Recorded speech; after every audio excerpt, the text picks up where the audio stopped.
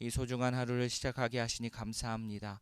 주께서 주신 호흡 헛되이 쓰지 않도록 주변의 생명을 보듬으며 사랑을 전하며 살아가게 하여 주시옵소서. 주 예수보다 더 귀한 것이 없음을 고백합니다. 세상의 모든 즐거움, 세상의 모든 자랑은 예수님의 십자가 앞에서 힘을 잃습니다. 오직 예수님의 십자가의 은혜를 깊이 깨닫고 그 은혜에 걸맞은 삶을 살아가게 하옵소서. 말씀을 통해 우리를 깨우쳐 주시고 마음에 남은 말씀을 붙들고 깊이 기도하여서 예수님의 성품을 본받게 하옵소서. 이 새벽에 귀한 감사의 예물로 주님께 올려드린 손길이 있습니다. 주님 기억하시고 그 감사의 기도의 제목이 더욱더 넘칠 수 있도록 은혜 베풀어 주시옵소서. 예수님의 이름으로 기도합니다. 아멘.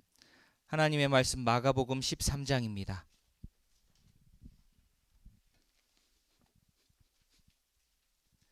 마가복음 13장 1절부터 13절까지.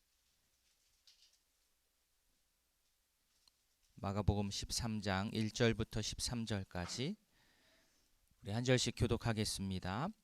예수께서 성전에서 나아가실 때에 제자 중 하나가 이르되 선생님이여 보소서 이 돌들이 어떠하며 이 건물들이 어떠하니이까.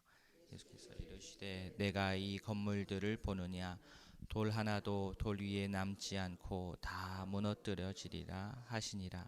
예수께서 감람산에서 성전을 마주 대하여 앉으셨을 때에 베드로와 야고보와 요한과 안드레가 조용히 묻되 우리에게 이르소서 어느 때에 이런 일이 있겠사오며 이 모든 일이 이루어지려 할 때에 무슨 징조가 있사오리. 예수께서 이르시되 너희가 사람의 미혹을 받지 않도록 주의하라. 많은 사람이 내 이름으로 와서 이르되 내가 그라하여 많은 사람을 미혹하리라. 난리와 난리의 소문을 들을 때에 두려워하지 말라. 이런 일이 있어야 하되 아직 끝은 아니니라. 민족이 민족을 나라가 나라를 대적하여 일어나겠고 곳곳에 지진이 있으며 기근이 있으리니 이는 재난의 시작이니라. 너희는 스스로 조심하라. 사람들이 너희를 공회에 넘겨주겠고 너희를 회당에서 매질하겠으며 나로 말미암아 너희가 권력자들과 임금들 앞에 서리니 이는 그들에게 증거가 되려 함이라. 또 먼저 만국에게 전파되어야 할 것이니라. 사람들이 너희를 끌어다가 넘겨줄 때에 무슨 말 할까 미리 염려하지 말고 무엇이든지 그때에 너희에게 주시는 그 말을 하라. 말하는 이는 너희가 아니요 성령이시니라. 형제가 형제를 아버지가 자식을 죽이는 데에 내주며 자식들이 부모를 대적하여 죽게 하리라. 같이 봅니다. 또 너희가 내 이름으로 말미암아 모든 사람에게 미움을 받을 것이나 끝까지 견디는 자는 구원을 받으리라. 아멘. 제가 13장을 읽었는데요. 11장에서는 예수님께서 성전에 들어가셔서 그 안에서 장사하는 자들을 내쫓으시고 또 돈 바꾸는 자들을 그들의 상을 엎으셨습니다.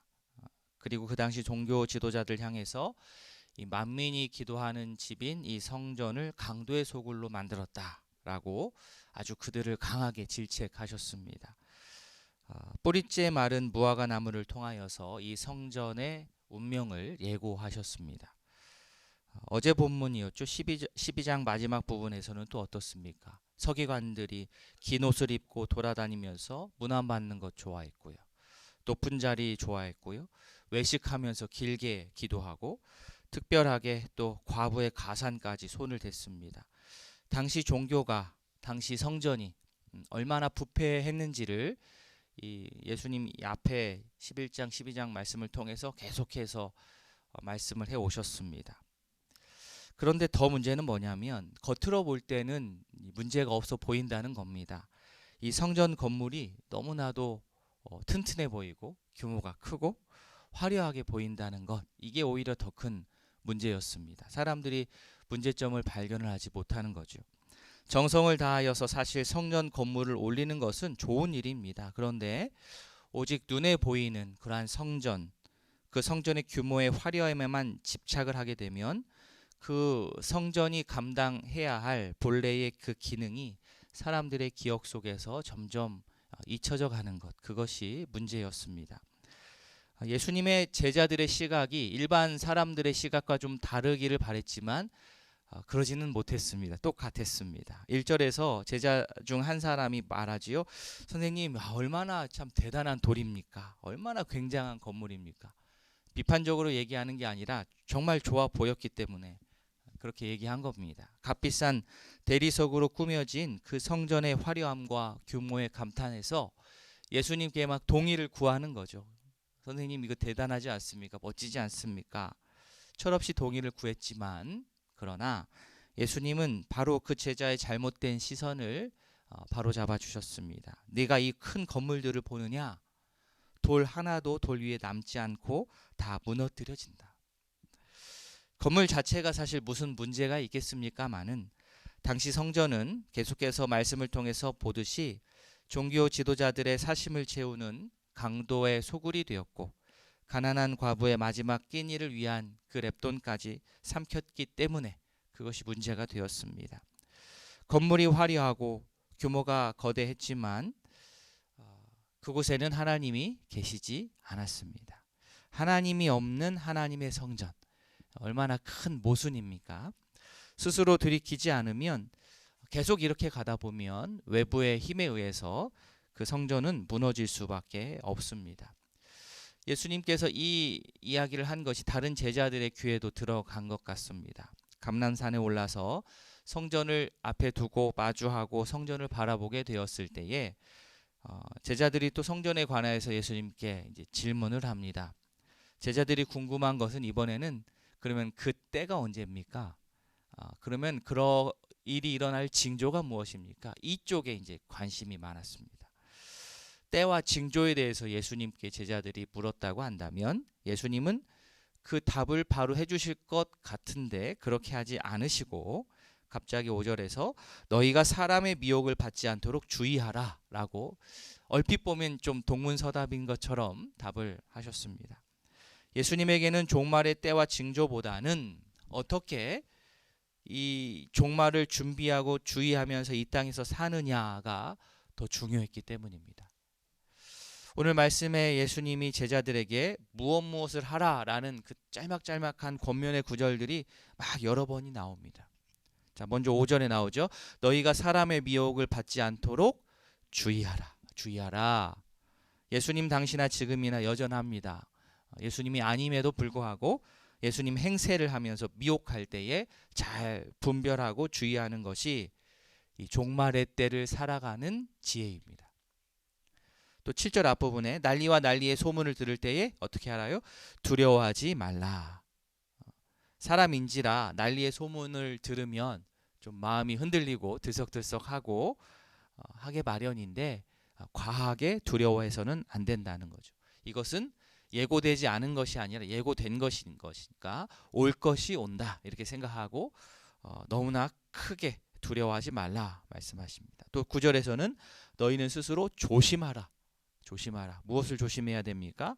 사람들이 예수님의 제자들을 잡아가고 또 핍박하고 하는 일이 생기게 될 텐데 그것 예상하고 조심하라는 겁니다.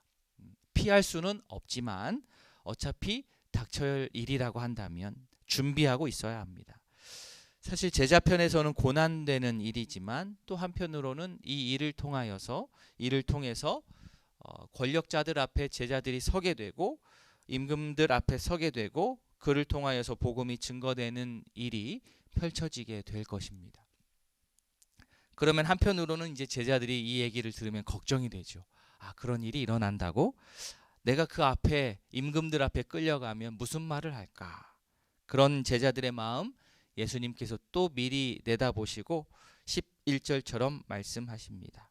우리 11절 말씀 같이 한번 읽어보겠습니다. 사람들이 너희를 끌어다가 넘겨줄 때에 무슨 말을 할까 미리 염려하지 말고 무엇이든지 그때에 너희에게 주시는 그 말을 하라.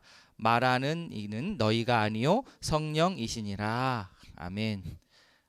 이것도 다 준비해 놓으셨다는 겁니다. 할 수 있다. 종말에 대해서 생각하면 사실 막연하게 두렵고 겁나고 그럴 수 있지만 그런 우리에게 예수님께서는 겁먹지 말아라. 또 준비하라 라고 말씀하십니다. 종말은 사실 심판인 것과 동시에 하나님 나라의 완성입니다. 그러기에 우리 같이 이렇게 믿는 자들, 성도, 신자에게는 이 종말은 두려움이 아닌 궁극적으로는 기쁨의 시간, 또 감사의 시간이 될 수 있습니다. 그렇기 때문에 세상에서 이런저런 종말에 대한 이야기들이 들려온다 할 때에 그 소리에 우리가 과하게 두려워하지 않고 불안하지 않고, 도리어 이 세상의 일에 우리에게 맡겨주신 우리의 직장의 모든 일들, 가정을 돌보는 그런 모든 일들, 교회를 돌보는 사역을 하는 그 일들에 소홀히 하지 않고 더 성실하게 맡겨주신 일과 사역에 집중해야 됩니다. 그런 생활의 자세가 종말을 성경적으로 예수님의 말씀대로 준비하는 그러한 올바른 성도의 자세인 줄로 생각합니다. 종말이 가까울수록 예수님을 따른다는 것 때문에 사실 여러 압박이 올 수 있습니다. 예상해야 됩니다. 예상하고 너무 겁먹지 말고 두려워하지 말고 견뎌야 합니다. 13절 말씀 보시면 또 너희가 내 이름으로 말미암아 모든 사람에게 미움을 받을 것이나 어떻게 해요? 끝까지 견디는 자는 구원을 받으리라. 주변에 일어나는 여러 일과 상관없이 복음에 합당한 삶으로 하루하루에 성실하면서 때로는 견디며 때로는 버티는 주님의 백성들이 다 되시기를 바랍니다. 우리 개인의 죽음이 먼저일지 아니면 이 세상의 끝이 먼저일지는 우리는 알 수 없습니다만, 우리가 성도로서 살아가는 방법은 똑같습니다. 믿음과 소망을 가지고 진리 안에서 사랑을 부지런히 실천해 나아가는, 그리하여서 종말을 지혜롭고도 적극적으로 준비하면서 살아가는 복된 예수님의 자녀들, 제자들 다 될 수 있기를 진심으로 소망합니다. 아멘. 오늘 말씀을 기억하면서 동시에 우리 두 가정을 위해서 기도하겠습니다. 우리 김의덕 장로님 가정입니다. 소망을 하나님께 두고 하나님께서 행하신 일을 기억하며 감사의 삶을 살 수 있도록, 가족 모두 성도로서 건강한 삶 살 수 있도록 기도해 주십시오. 정난희 권사님, 요양병원에서 건강하게 하나님과 교제할 수 있도록 우리 정 권사님을 위해서도 기도해 주십시오. 오늘 말씀을 기억하면서 또 환우들의 건강 회복을 위해서, 우리 30개의 목장 모임을 위해서, 또 교회 여러 가지 교육과 또 이번 주에 있을 또 성례 주일입니다.